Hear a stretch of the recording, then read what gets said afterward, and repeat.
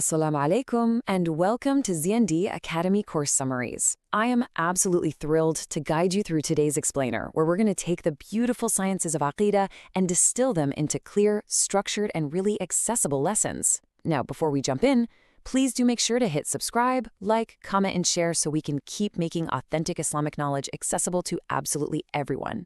All right, you ready? Let's dive right into this fascinating topic. So for today's agenda, we are covering four main sections. First, sources of reception in Islam. Second, comprehensiveness versus fragmentation. Third, the clear and ambiguous texts. And finally, number 4, intellect and revelation, absolute harmony. Let's get to it. Section 1, sources of reception in Islam. So, where exactly do we get the framework for our faith? Well, this verse from Surah Al-Hujurat serves as our absolute ultimate baseline. It perfectly emphasizes that the Quran and the authentic Sunnah are our exclusive, independent sources of guidance, meaning we don't put our own opinions, our cultural habits, or our philosophical ideas ahead of what Allah and His Messenger have decreed. You know, faith is this immense, life-altering blessing that brings a person from darkness into light, but that only happens when it's firmly anchored in these pure, precise sources. Now, how do we interact with these texts? al-Sunnah follow a really precise, three-step methodology. Step 1, we verify authenticity. We have to make absolutely sure a hadith is actually sound. Step 2, we ensure a correct understanding by looking at how the early generations, the Salaf, understood it. They learned directly from the Prophet, so their understanding is our compass. And step 3, we implement these texts exactly as they were given, without adding any religious innovations of our own. To really wrap our heads around this, let's contrast two completely different approaches. On one side, you have al-Sunnah demonstrating total submission and deep reverence for the texts.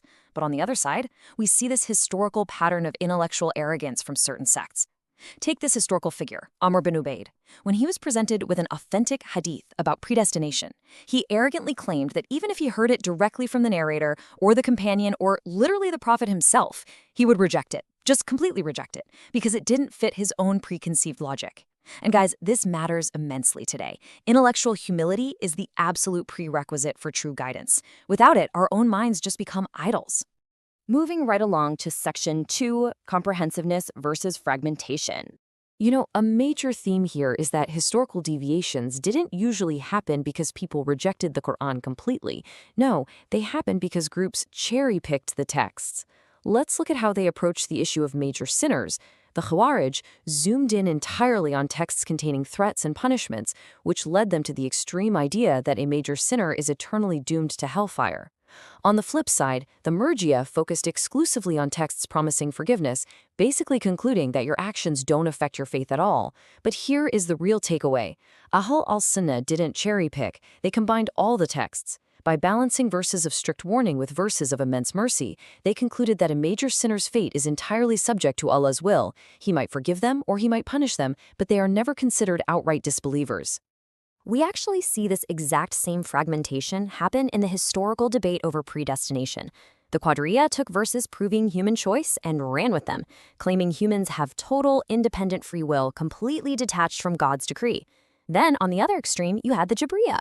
They only looked at verses about God's ultimate power and claimed humans have zero will whatsoever, like we're just feathers being blown around in the wind.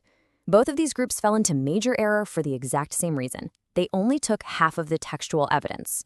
So, how do we reconcile this? Well, al-Sunnah simply harmonize the texts. Yes, absolutely, humans have true free will. We make real choices, and we are responsible for our actions. However, our human will never operates outside of Allah's sovereign domain. Our will is subordinate to His ultimate will.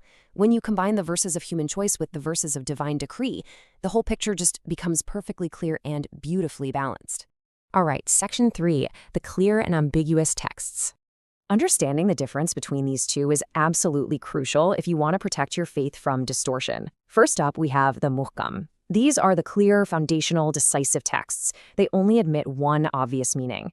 The Quran literally calls them the mother of the book because they are the solid anchor of our theology.